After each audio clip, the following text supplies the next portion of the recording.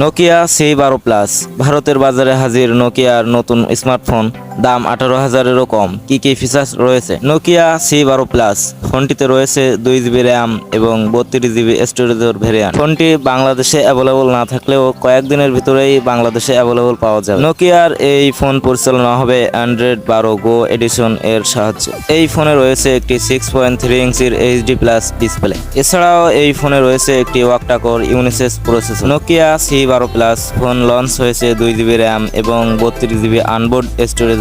Dual SIM activity রয়েছে এই ফোনে, সেই সঙ্গে রয়েছে এক্সপ্যান্ডেড স্টোরেজের সুবিধা, অর্থাৎ মাইক্রো SD কার্ডের সাহায্যে ফোনের স্টোরেজের পরিমাণ বাড়ানো যাবে।